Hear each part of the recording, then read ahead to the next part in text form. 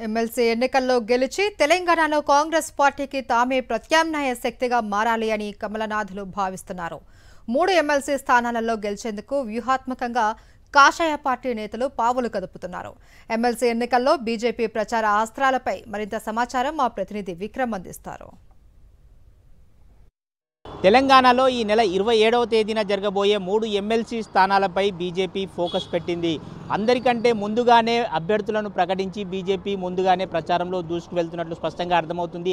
ప్రతి ఒక్క అవకాశాన్ని కూడా బీజేపీ నాయకులు సద్వినియోగం చేసుకోవాలని భావిస్తుంది. అయితే మనం చూసుకోవచ్చు, కరీంనగర్, మెదక్, ఆదిలాబాద్, నిజామాబాద్ గ్రాడ్యుయేట్ ఎమ్మెల్సీ స్థానానికి సంబంధించి కిషన్ రెడ్డి ప్రధాన అభ్యర్థిగా ఉన్నట్టు అంజిరెడ్డికి అభ్యర్థిగా నిలబెట్టడం జరిగింది. అదేవిధంగా టీచర్స్ ఎమ్మెల్సీకి సంబంధించి విద్యాసంస్థల అధిపతిగా ఉన్న మల్క కొమరయ్యను పోటీలో దింపడం జరిగింది. అదేవిధంగా మనం చూసుకోవచ్చు, నల్గొండ, వరంగల్, ఖమ్మం టీచర్స్ ఎమ్మెల్సీ స్థానానికి సంబంధించి మనం చూసుకుంటే సరోత్తం రెడ్డిని అభ్యర్థిగా నిలపడం జరిగింది.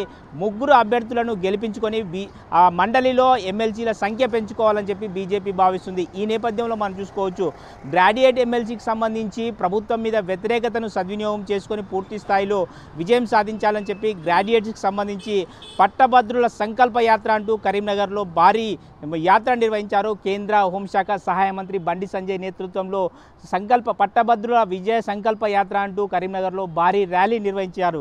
అదేవిధంగా చూసుకుంటే టీచర్స్ ఎమ్మెల్సీకి సంబంధించి చూసుకుంటే 12 లక్షల వరకు కూడా కేంద్ర బడ్జెట్లో పన్ను మినహాయింపు అనే అంశాన్ని సద్వినియోగం చేసుకొని ఖచ్చితంగా టీచర్స్ ఎమ్మెల్సీకి సంబంధించి ఆ 2 స్థానాలు ఇటు కరీంనగర్, నిజామాబాద్, ఆదిలాబాద్, మెదక్ టీచర్స్ ఎమ్మెల్సీ కానీ అదేవిధంగా నల్గొండ, ఖమ్మం, వరంగల్ ఎమ్మెల్సీ స్థానాన్ని 2 ఎమ్మెల్సీ టీచర్స్ ఎమ్మెల్సీ స్థానాలను కూడా అది కేంద్ర బడ్జెట్లో పెట్టిన అంశాన్ని పూర్తిగా ఉపాధ్యాయుల దగ్గరికి తీసుకువెళ్ళి ఖచ్చితంగా విజయం సాధించాలని చెప్పి బీజేపీ భావిస్తుంది.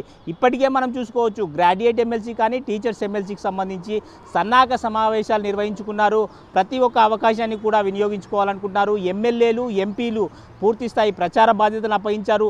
అదే కాకుండా గ్రేటర్ హైదరాబాద్లో ఉన్న మున్సిపల్ కార్పొరేటర్లను కూడా ఎన్నికల ప్రచారంలో ఉపయోగించుకోవాలనుకుంటున్నారు. ప్రతి ఓటర్కు సంబంధించి ప్రతి ఒక్క ఓటర్ను కూడా 2 సార్లు లేదా 3 సార్లు కలిసేందుకు వీలుగా పూర్తి స్థాయి ప్రణాళికను అయితే రూపొందించుకోవడం జరిగింది.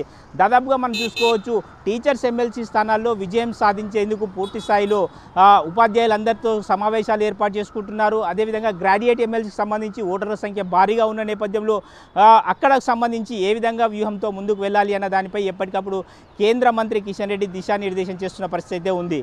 మొత్తంగా మనం చూసుకోవచ్చు, శాసన మండలిలో ఎమ్మెల్సీల సంఖ్య పెంచుకునేందుకు వ్యూహాత్మకంగా బీజేపీ ఎన్నికల్లో ముందుకు వెళ్తున్నట్లు స్పష్టంగా అర్థమవుతుంది. వీడియో జర్నలిస్ట్ శ్రీనివాస్ గౌడ్తో విక్రమ్, సాక్షి టీవీ, హైదరాబాద్.